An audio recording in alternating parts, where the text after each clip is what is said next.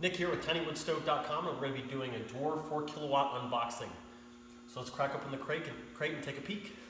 So to open the crate, you're going to need a Phillips screwdriver and a 10mm socket. So you take the screwdriver, remove the 4 screws around the base.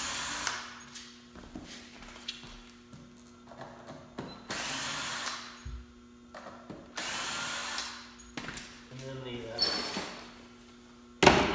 crate and the box come off. Next is this bag. Pull that off. Pull off the paper.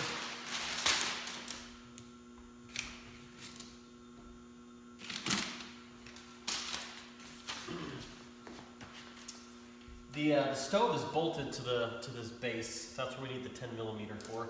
But first, just take a peek inside here. We have the ash pan. We have a hot pad.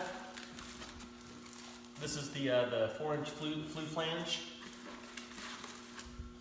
These are the stock legs. Then we have the coal bar.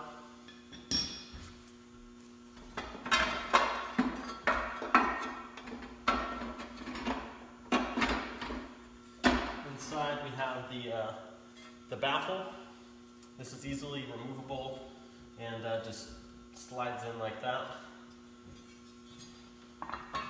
Then we have the fire bricks on either side.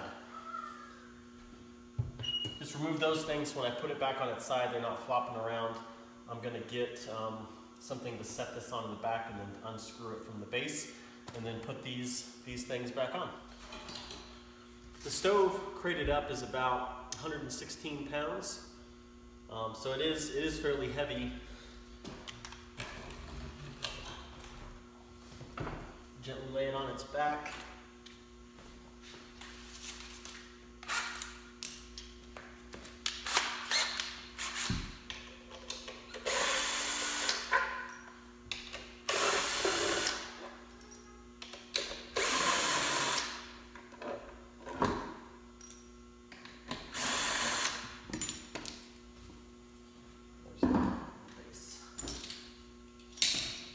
Now you'll notice here on the bottom, this is your primary and secondary air gate valve. And you'll see the 2 holes right there. That is to bolt on the little direct air box. And so basically that allows you to pipe in fresh air from outside of the outside of your space. And it really just makes your stove more efficient. And then you can see the holes for bolting on either the stand, tall legs, or the stock short legs. I'm going to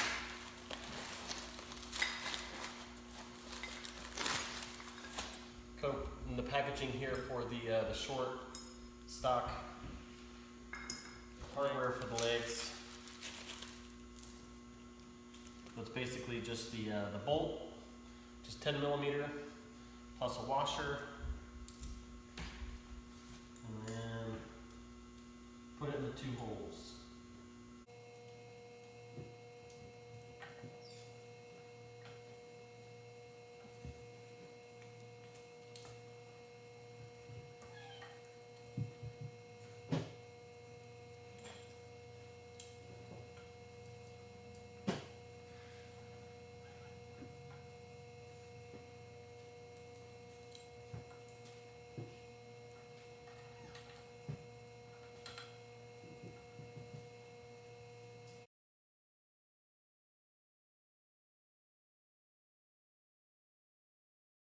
Now that I got these bolted on, I can gently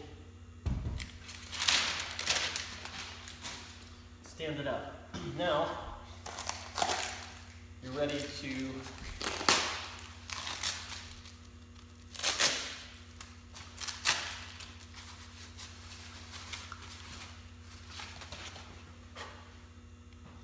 install the flute flange either on the top or the back.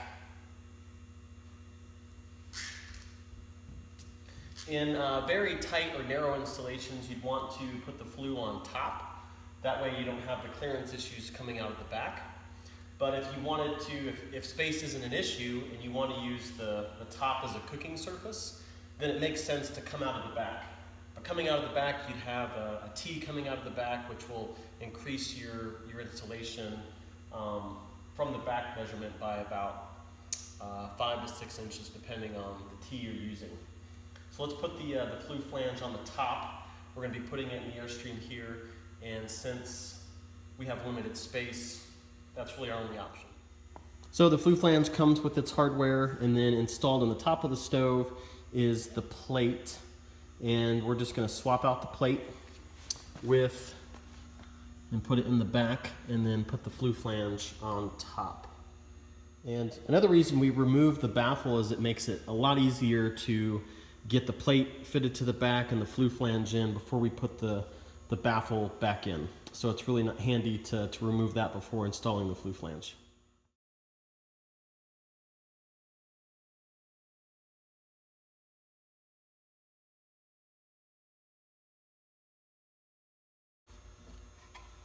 And the plate is removed, that's just slid onto the back, and then the flue flange gets fitted into the top with its hardware.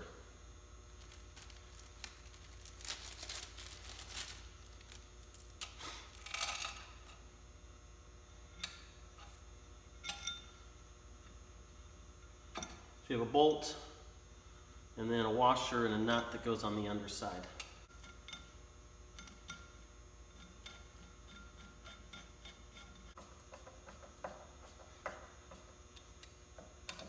I'm just holding with my hands the nut and cinching it down. We really want to seat that gasket nice and tight. We don't need to go crazy with it and get a ratchet or anything. Just make sure those are all very snug. Looks good.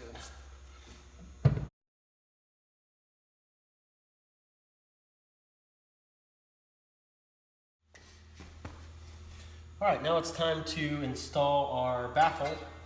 So the baffle, this is the top, the holes, and to get it in, we just slide it in like that, then rotate, and it gets lifted all the way up, and then it sets on the rear air plate in the back.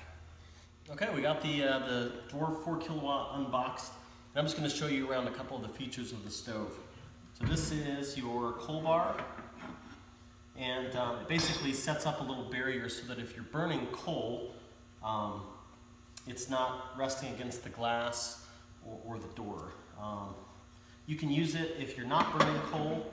It still kind of gives you a little barrier, but it's not necessary.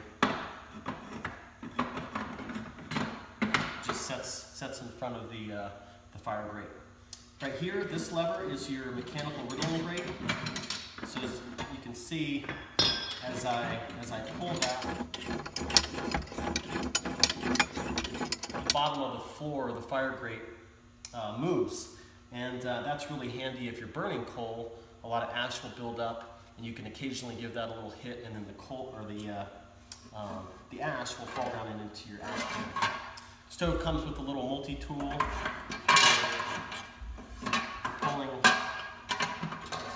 for pulling that out and emptying it.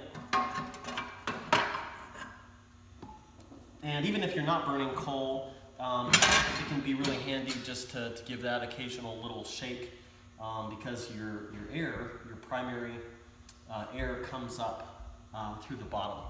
So it allows air to get into the bottom of the flames there. This lever down here is your primary and secondary. And like I said, there's a little port on the back here that's your primary air for combustion. And then if you look back in the back of the stove, there's an air plate, and it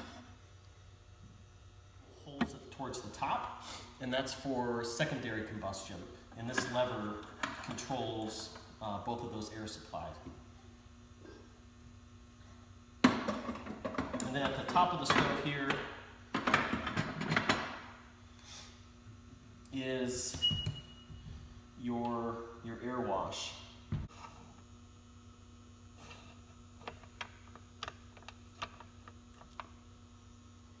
A little gate valve that feeds air down over and washes over the glass to keep your glass clean. It also provides introduces a third air supply into the combustion process.